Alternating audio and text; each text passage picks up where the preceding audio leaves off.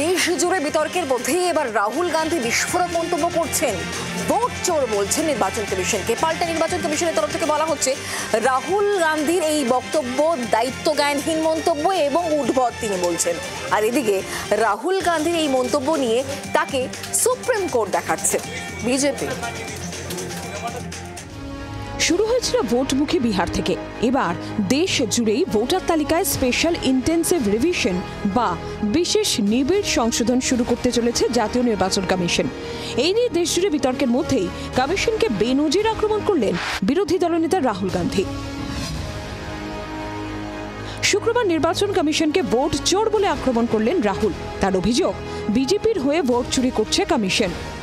Vote चोरी हो रही है और अब हमारे पास ओपन एंड शट प्रूफ है कि इलेक्शन कमीशन वोट चोरी में इन्वॉल्व है। मैं 100% प्रूफ के साथ बोल रहा हूं, ठीक है।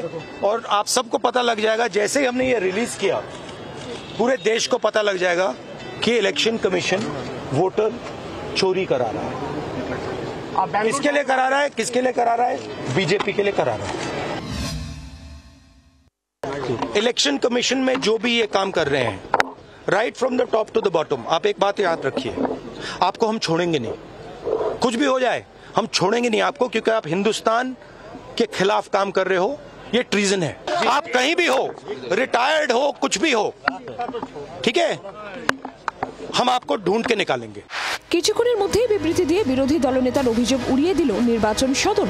বিবৃতিতে বলা হয়েছে, 12ই জুন রাহুল গান্ধীকে একটি ইমেল পাঠানো হয়, তিনি আসেননি। একই দিনে তাকে একটি চিঠি পাঠানো হয়, তিনি তারও জবাব দেননি। তিনি কখনো কোনো বিষয়ে কমিশনে কোনো চিঠি পাঠাননি। খুবই অদ্ভুত যে তিনি এমন উদ্ভট অভিযোগ করছেন এবং নির্বাচন কমিশন ও তার কর্মীদের হুমকিও দিতে শুরু করেছেন। শোচনীয়। নির্বাচন কমিশন এই ধরনের দায়িত্বজ্ঞানহীন বক্তব্য উপেক্ষা করছে এবং সমস্ত কর্মীদের নিরপেক্ষ ও স্বচ্ছভাবে কাজ চালিয়ে যাওয়ার নির্দেশ দেওয়া হচ্ছে।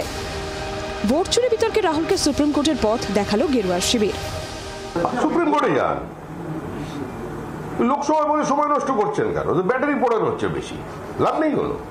সুপ্রিম কোর্টে যান, প্রমাণ যদি থাকে সুপ্রিম কোর্টে যান, বেআইনি যদি কিছু করে থাকে তার জন্য সুপ্রিম কোর্ট আছে। এদিকে এসআইআর ইস্যুতে সংসদের ভিতরে ও বাইরে আক্রমণের ঝাঁজ বাড়াচ্ছে বিরোধীরা। এদিন সংসদ চত্বরে প্রধানমন্ত্রী এবং নির্বাচন কমিশনের কার্টুন হাতে বিক্ষোভ দেখালো ইন্ডিয়া শিবির। বিহারের ভোটার তালিকা নিয়ে আলোচনার দাবিতে লোকসভা স্পিকার ওম বিড়লাকেও চিঠি দিল ইন্ডিয়া জোটের দলগুলি। মহারাষ্ট্রের নির্বাচনে হঠাৎ করে রাতারাতি 45 লক্ষ লোকের নাম বাদ গেছে, সেটা বিহারে হঠাৎ একদম নির্বাচনের আগেই কেন করছে, সারা বছর ধরে কেন করে না, সেটা নিয়ে আমাদের অনেক প্রশ্ন আছে, সেগুলো আমরা আলোচনা করতে চাইছি। কোন সরকার ইলেকশন কমিশনের বিষয় নিয়ে সংসদে আলোচনা ডাকতে পারে না, কারণ এটা একটা পুরোপুরি স্বতন্ত্র সংস্থা, স্বাধীন সংস্থা। অথচ বিরোধীরা সব জানে, জেনে বুঝেও এই নাটক করে যাচ্ছে। সব মিলিয়ে এসআইআর নিয়ে আগামী দিনে শাসক বিরোধী সংঘাত যে আরো বাড়বে তার ইঙ্গিত স্পষ্ট। রাজীব চক্রবর্তীর রিপোর্ট, জি24 ঘন্টা।